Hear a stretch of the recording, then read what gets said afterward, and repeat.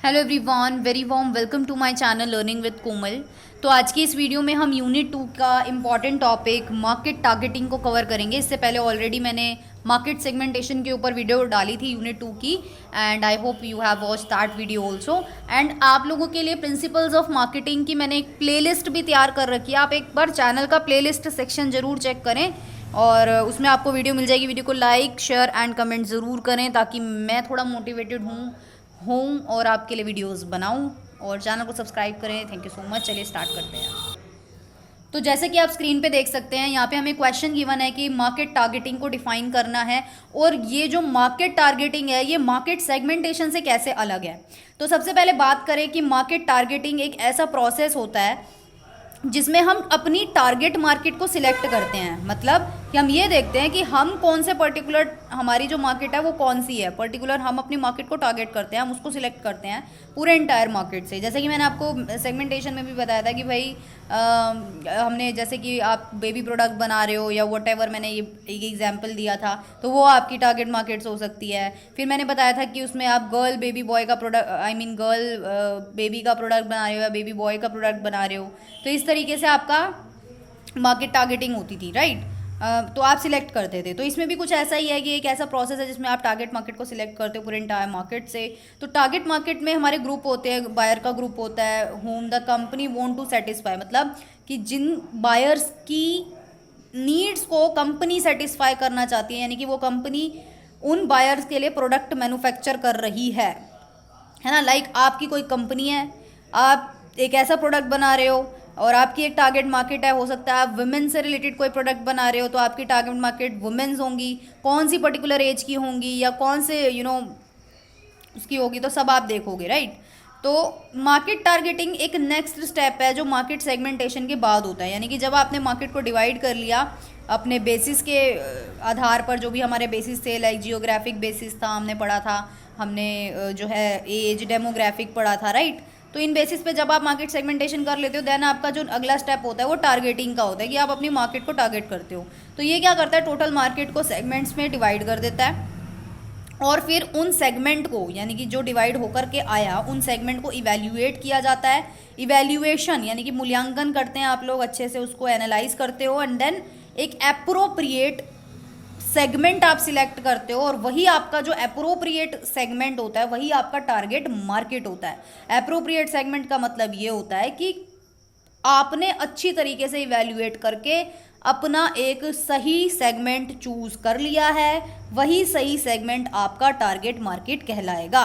तो इसीलिए market targeting involve breaking a market into segment. तो यानी कि मार्केट टारगेटिंग में हम अपनी मार्केट को सेगमेंट्स में ब्रेक करते हैं, उनको कह सकते हैं आप तोड़ते हैं, एंड देन कॉन्सेंट्रेट करते हैं हम अपने मार्केटिंग एफर्ट्स पर ऑन वन और अ फ्यू की सेगमेंट्स पर, और जिसमें हमारे वो वाले कस्टमर आते हैं जिनकी नीड्स, जिनकी डिज़ायर्स जो है वो आपके प्रोडक्ट के साथ मैच करती है। यानी कि जो आप प्रोडक्ट बना रहे हो पर्टिकुलर, उससे आपके कस्टमर की नीड और डिज़ायर पूरी होती है, यानी कि कस्टमर वही पर्टिकुलर प्रोडक्ट चाहता है, तो उनकी करते हो आप। अब बात करें कि मार्केट सेगमेंटेशन और मार्केट टारगेटिंग में क्या फ़र्क होता है। तो मार्केट सेगमेंटेशन है वो पहला स्टेप है जिसमें आप अपने मार्केट को आइडेंटिफाई करते हो कि हमारी पर्टिकुलर मार्केट क्या है, पूरे एंटायर मार्केट में हमारा मार्केट कौन सा है। टारगेटिंग जो सेकंड स्टेप है सेगमेंटेशन के बाद होता है। दूसरा पॉइंट की बात करें तो division of a broad market into smaller groups of homogeneous nature. यहाँ पे आप क्या करते हो, सेगमेंटेशन में आप बड़े से मार्केट को छोटे होमोजीनियस ग्रुप में डिवाइड कर देते हो, ये हमारा मार्केट सेगमेंटेशन होता है। वहीं और बात करें मार्केट टारगेटिंग के, तो यहाँ पे बोला गया कि एक बार जब मार्केटर डिफरेंट सेगमेंट क्रिएट कर देता है, फिर he then devises various marketing strategy, फिर वो बहुत मार्केटिंग स्ट्रेटेजीज बनाता है, और वो जो है टेस्ट के अकॉर्डिंग भी हो सकती है। तो ये जो कह सकते हैं आप मार्केट टारगेटिंग होती है। तो कहने का मतलब कि हम इसमें क्या करते हैं, डिफरेंट सेगमेंट्स क्रिएट करते हैं, राइट। और segmentation is done on a geographical, ये तो हमने पढ़ा ही थे कि कौन कौन से बेसिस होते हैं। जियोग्राफिकल बेसिस होता है, डेमोग्राफिकल होता है जिसमें एज ग्रुप, जेंडर, ये सब आते थे। साइकोलॉजिकल में हमने पढ़ा था लाइफस्टाइल, पर्सनालिटी आता था। बिहेवियर में हमने पढ़ा था कि भाई यूसेज रेट, काफ़ी सारे बिहेवियर होते हैं, भाई कितना यूज़ कर रहा है, हाई यूज़र है, लो यूज़र है, या है ना, ये सब हमने बिहेवियरल में पढ़ा था। इमीडिएट यूज़र है, हमने, है ना, ये सब पढ़ा था। तो टारगेटिंग की वहीं दूसरी ओर बात करें तो यहाँ पे इसका जो बेसिस होता है वो मेजरेबिलिटी होता है, कि हम अच्छी प्रॉपर तरीके से उस सेगमेंट को मेजर करते हैं कि वो कितना सस्टेन कर पाएगा, कितना चल पाएगा, एक्सेसिबिलिटी है या नहीं है, क्या हम जो सेट कर रहे हैं वहाँ तक हम एक्सेसिबल है भी या नहीं प्रॉपरली, ये सब टारगेटिंग में आता है। उसके बाद बात करें पोजीशनिंग क्या होती है। देखो पोजीशनिंग कि हम कहाँ स्टैंड करते हैं, right. Positioning refers to the place that a brand occupy in the mind of the customer, है ना, कि कस्टमर के दिमाग में हमारे ब्रांड की क्या पोजीशन है, कस्टमर क्या सोचता है हमारे ब्रांड के बारे में, और ये दूसरे आपके जो कंपेटिटर्स हैं उनसे कैसे अलग करता है हमको। तो ये एक ऐसा एफर्ट है जो कंज्यूमर के परसेप्शन को इन्फ्लुएंस करता है ब्रांड की, है ना। तो मेन आइडिया जो है वो इसके पीछे वो यही है कि आपको अपने ब्रांड की क्लियर और यूनिक पिक्चर कह सकते हैं या पोजीशन बनानी होती है कंज्यूमर के माइंड में, यही हमारी पोजीशनिंग होती है।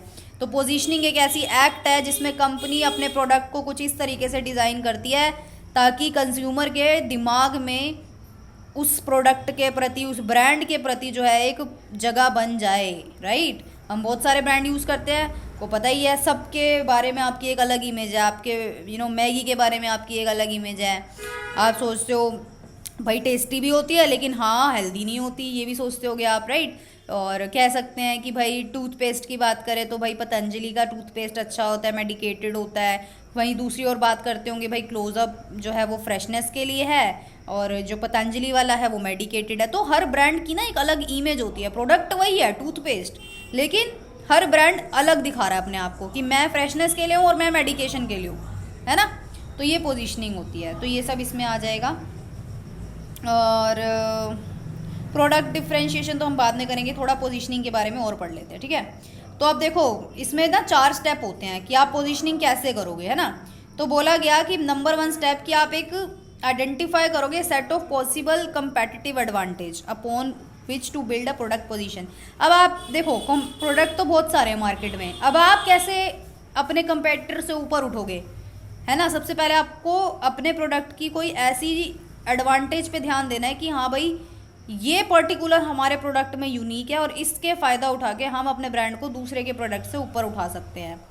दूसरा, राइट कॉम्पिटिटिव एडवांटेज यूज़ करने, ये नहीं कि भाई देखो एडवांटेज तो बहुत सारी है लेकिन आपको सही एडवांटेज को चूज़ करना है जिससे आप ऊपर उठ सको, है ना। उसके बाद ओवरऑल पोजीशनिंग स्ट्रेटेजी सिलेक्ट करनी है। फिर ऑब्वियसली जब आपने ये सब कर लिया तो कम्युनिकेट करोगे। कम्युनिकेट कैसे करोगे, एडवर्टीजमेंट दिखा के करोगे ना, टीवी में अच्छे प्रॉपर तरीके से प्रेजेंट करोगे ना। जैसे आजकल आप बहुत सारी एड्स देखते हो, इनोवेटिव एड्स आती रहती है ना आजकल बड़ी नए नए तरीके से, तो उस टाइप से आप कम्युनिकेट करते हो अपना मैसेज थ्रू एडवर्टीजमेंट। ओके, तो अब आपको ना इफ़ेक्टिव पोजीशनिंग करनी है।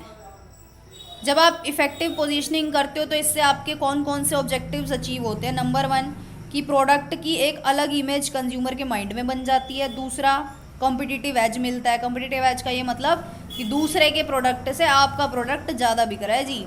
थर्ड, हम एक टारगेट मार्केट को ये रीज़न देते हैं कि हमारा वो प्रोडक्ट क्यों खरीद रहे हैं, हमारे प्रोडक्ट में ऐसा क्या खास है। उसके बाद to serve as a guide in developing a marketing mix, तो एक गाइड की तरह भी, तो ये सब आप बोल सकते हो। तो ये सब था, इसके फीचर बेनिफिट दिखा सकते हो पोजीशनिंग में कि भाई हमारे प्रोडक्ट के ये फीचर हैं। जैसे इन्होंने बोला एग्जाम्पल में कि हाइंस जो केचप है वो थिक होती है, शेप में, कलर में, ये सब फीचर के बेसिस पे भी आप अपने प्रोडक्ट को अलग कर सकते हो, उसकी अलग पोजीशनिंग कर सकते हो। बेनिफिट क्या है जी, जो सर्फ डिटर्जेंट है वो सबसे ज़्यादा वाइट वॉश करता है, तो ये उसका बेनिफिट हो गया।